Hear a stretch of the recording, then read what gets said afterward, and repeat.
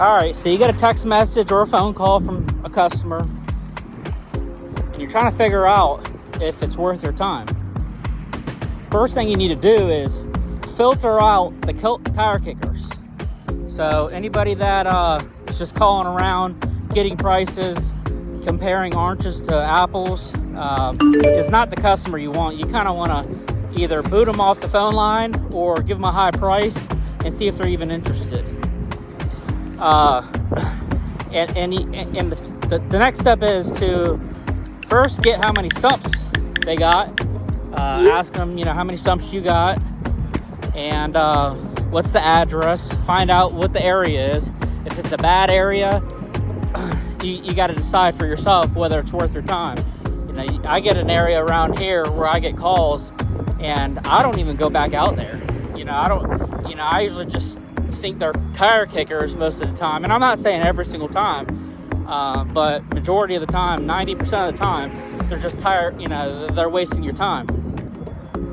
So look for the red flags. Look for the customers that are saying, I got a 3-foot stump, and then you text them, well, how did you measure? You know what I mean? Because your 3 foot isn't the same as my 3 foot.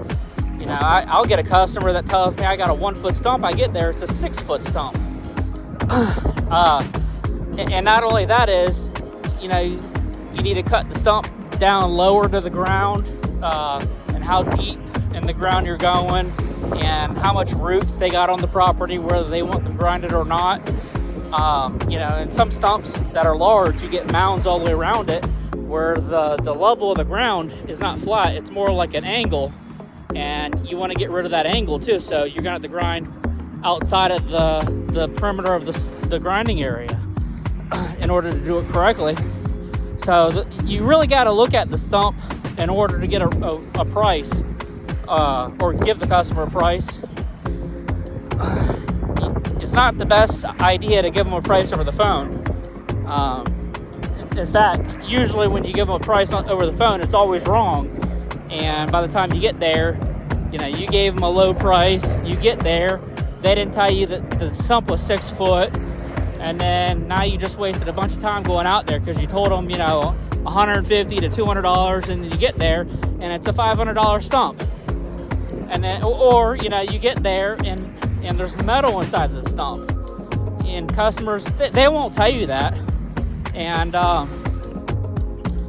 so you got to look for the red flags. Best thing to do is don't really give them too much of a price if you can. I mean, if it's just one stump, that's you don't make most of your money off of just one stump. You make most of your money when you get multiple stumps. And hey, so I got my dogs playing out here. They're playing. I'm at the beach walking. But you'll get a customer that looked on the internet. Get out of there. Hey, get out of there. I don't want to go swimming right now. But you get a customer on the internet, and they think they know everything. They're like, the internet tells them, well, stumps usually start off at $50 or something. And I'm not showing up for $50 unless it's a neighbor or somebody, I could basically throw a rock and hit their house. Maybe I'm done with my day of stump grinding. I'm coming home, and on my way home, it's right there. That's okay. I might give them a discount for a small stump. But look at my dog. She don't listen. Already in the water. But I might give them a discount for a stump. I need to put them on leash. A good comparison is rental prices. If they only got one stump, it's not the smartest thing for them to do to go rent a grinder. In fact, it's almost never a good idea for them to rent the grinder, because rentals, they gave them a low horsepower rental, and then they got dull teeth on top of it, so you're really not going to be grinding much. They want you to rent that for a few days. You're going to get only a little bit done, and then it do a horrible job. But I've had customers that had me grind their, or that called me to grind their stump. I get there, And then the husband saying, you know, I've already rented a grinder yesterday, and I grinded, you know, this whole stump. His wife pushed him to do it, wanted it done that same day. You know, they called other grinders, and they called the price, you know, the place for a rental, and they are comparing apples to oranges. You know, you got a rental, what is it, 13 to 25 horsepower, you know, depending if you're going to Home Depot or Sunbelt. And Home Depot, I think, is $140, plus they do a deposit of $1,000 for damages, plus they have dull teeth on it too, on all those rentals. So anyway, you're comparing a 13 horsepower to my machine's 66 horsepower. So a professional grinder, you know, he's going to have more horsepower on it. So that, you know, but anyway, that homeowner, his wife pushed him to rent one. So they grabbed one, brought it to the house, grinded the stump, and did a horrible job.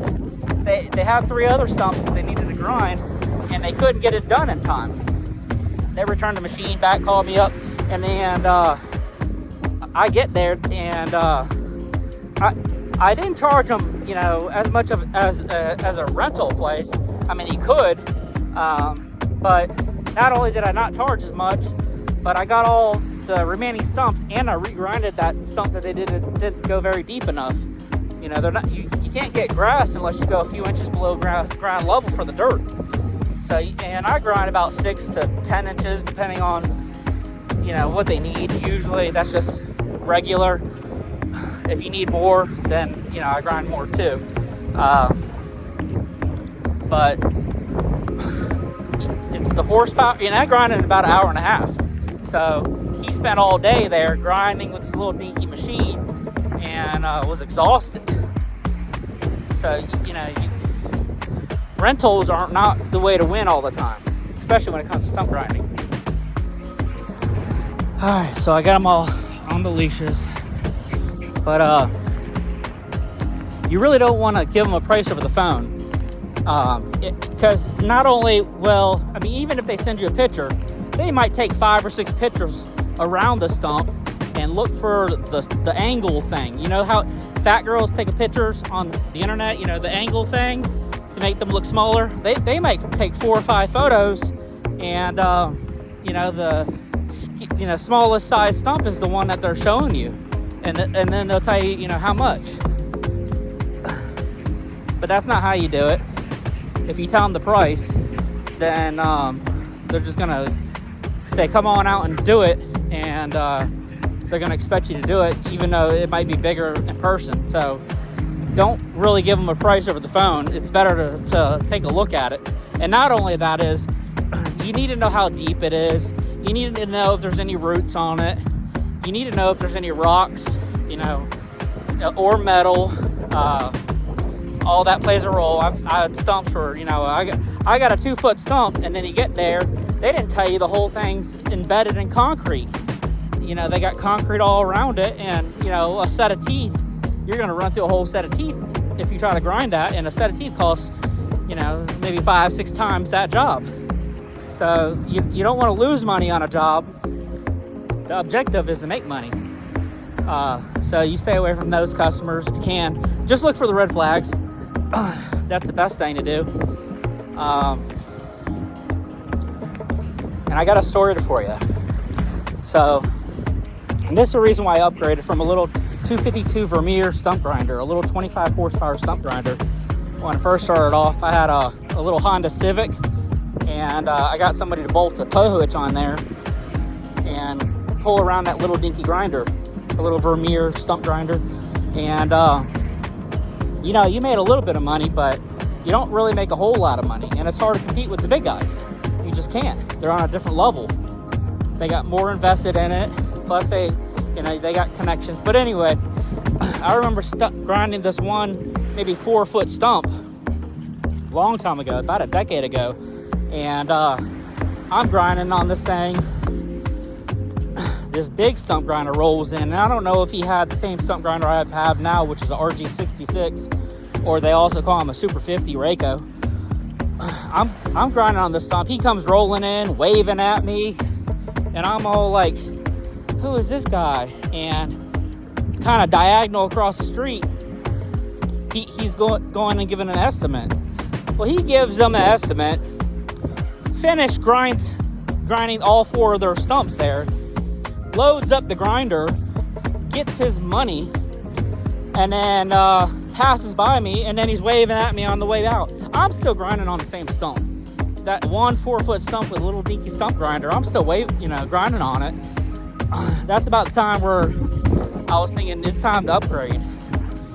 And that's when I started looking for a bigger stump grinder, and I got a hold of the Rayco Super 50, and I haven't needed to upgrade since then. She's been a good machine. I've been through motors and hydraulic drives. I've been through all that on. This is my 3rd grinder. I've been through all that on each grinder. So this isn't a business where you just make money. You're repairing quite often, and if you run it hard, you're repairing even more. So stump grinding business, they unless you get a brand new machine. If you get a brand new machine, sometimes they come with a warranty, and I'm not saying it covers everything, but that's helpful. But at the same time, you get a huge price tag attached to it, so your profits are limited. You have a large horsepower machine go in there, they can charge less because they can knock it out quicker. If a large machine can fit, and I'm not saying a large machine can fit everywhere. I mean, that's where the smaller stump grinders would win, is if they focus in on hard to get to spots. The smaller spots that are hard to get to, they could charge more per inch. And I wouldn't charge per inch, but so you get that customer that texts you, I'm getting estimates. What they're trying to do is trying to get you to fight for their business. Now, if they only got 1 stump and it's not a big stump, it's a little dinky one, a foot, 2 foot, don't even fight over it. It's just wasting your time. They might have 2, 3, 4, even 5 companies bidding on this. They're looking for the cheapest person out there. They don't care if it's done correctly. They're just looking for the cheapest person. Don't even play that game. Don't even respond to them. All right, costs. Here is the tricky one. Now, your cost depends on a lot of factors. One of them, size of the machine, type of machine. Let's go over here. I got my dogs out here.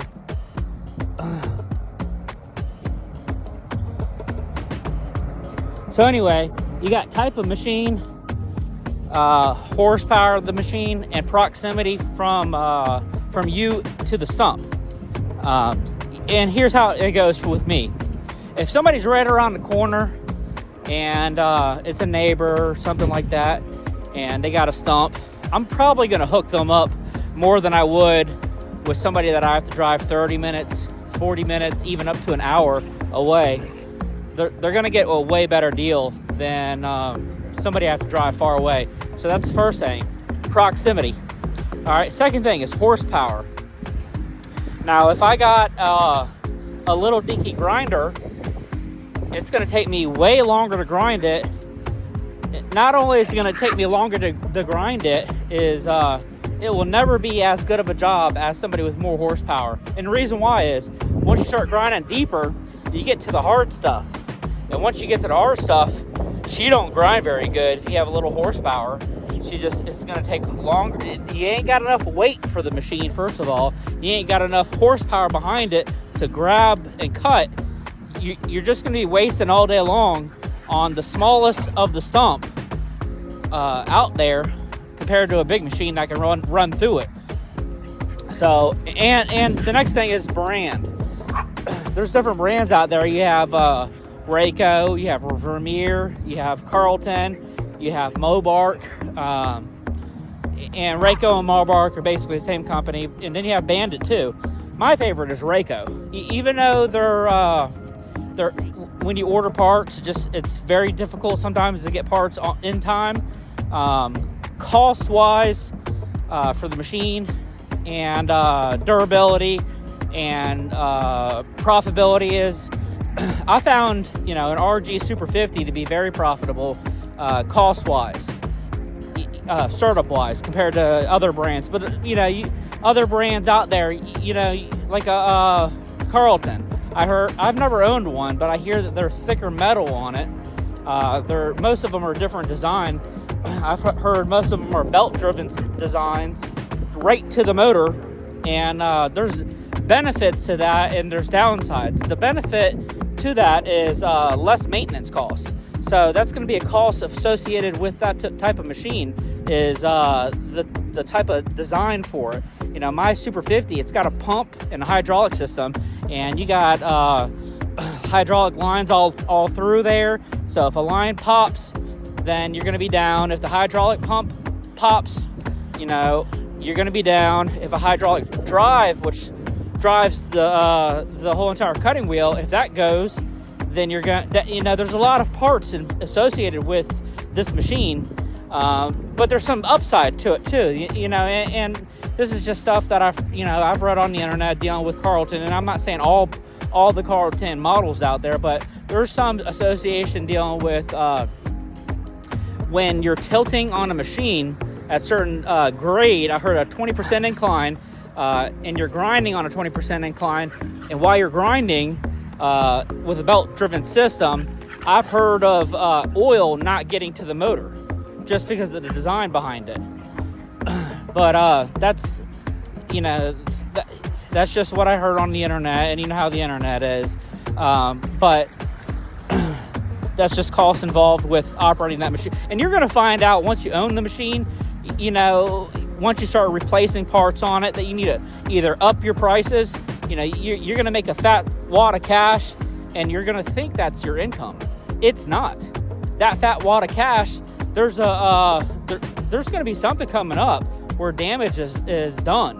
You're going to have to replace something coming up, and not just the part. You're going to have to install whatever the part is, labor-wise, associated with that. So that's going to be part of your expenses. So costs associated with all that. You have time, proximity, you have driving on your vehicle, you have transmissions too if it's a heavy machine, and fuel too. But that's costs. All right, here's an exception to the rules of not giving out pricing over the phone. Here is a customer that sends you a text message and their address, their close proximity. They say that they got a 1 foot stump, and they take a picture of their foot next to the stump, and it's truly 1 foot. So this is an exception to the rules, because you see a picture, you see their foot, and it's cut low. Everything is golden. You don't see any metal from the picture. You ask them if there's any metal in it. Most of the time, you don't have metal in stumps. But as long as you don't have metal in the stumps or concrete in there, or there's no rocks embedded all around it, then it's going to be your minimum. But that's an exception to the rules, and that's okay. You can give that customer pricing over the phone, and it all depends on how bad you want it. If it's near other stumps that you're doing, then it's an incentive to you. It's close proximity. You could give them a better deal. All right, next one. We got cleanup cost. Some customers think that stump grinding includes cleanup. It doesn't. You need a different piece of equipment out there, and usually you need 2 pieces of equipment extra. You need a dump trailer, and you need a way to pick it up and put it in a dump trailer. So you need either a skid loader, or you need a little dingo. You need something, equipment. You don't want to be hand shoveling this stuff in there. It's going to take all day. And then on top of it, you're going to need a truck to pull it too, but you should already have that if you got a grinder. So and here's how how normal people charge for cleanup. It's usually double the price. So it's a $500 stump. And I'm not saying you can't go cheaper, but usually you do double that. All right, so I'm gonna get a lot of hate on this. Which one's better, remote control or a non-remote control machine? It depends. It depends. A remote control one's gonna cost more. And here's what I get out of it and my preference. I don't really like a remote control, but I've also never owned one either. this machine has done everything I needed it to do. When you're grinding stumps, let's say you hit metal or concrete, it first slows down after you hit something. So the rotations are already slow already. But by the time it speeds back up, if you can move that arm slightly up, you can save a bunch of teeth. A remote control one, there's a slight delay, and everybody that owns a remote control machine is going to say, oh, there's no delay, blah, blah, blah. You know, they're going to talk up their machine like it's gold. There's always going to be a delay on any type of remote compared to a control lever directly to the machine. So you can save a few teeth by having direct control over it versus a radio controller. Another thing is, besides the speed factor of it, there's a dirtiness. How clean do you want to be when you're grinding stumps? Sometimes there's a huge benefit to not having stuff slammed in on you. You know what I mean? I could be grinding stumps even with a big old window to protect me, and I could be suited and booted with you know, ear and eye protection and even lead protection, and I still get hit by debris around the window and ricocheting off of stuff. You know, when I'm done grinding a large stump full of crap on it, I usually have a towel waiting in the truck because I'm gonna clean off my face. It's gonna be covered in crap. So there is a difference between a remote control one in that aspect. Getting through gates, if you have a remote control one, it may be easier. I've seen videos, I've never owned one, but I've seen videos of people remote controlling it through gates. That might be easier. It's not a big issue with the RG Super 50. I still fit through regular size gates, which is a regular 36-inch gate. I still fit through if I can take off the extended tires. I don't like to. I like going through a larger fence or no fence at all. Those are where I give everybody the most deals, is when I don't have to take off the tires. I could just show up, roll off the trailer, grind real quick, collect my money, and get out of there. But the minute I start having to do other stuff, it's time consuming. It's seasonal. Stump grinding is seasonal. If you can market it good throughout the summer, then it's good money. But wintertime out here, and I'm not saying like, because in Georgia, south in Florida, and where it's warm all year long, you'll probably make more money out there. Out here in Virginia, it's dead during the wintertime. You don't make a whole lot, so you better get it in while you can, or you're not going to get it. So it's good to connect with other tree companies and just put yourself out there, market it real good, and that's the best thing to do.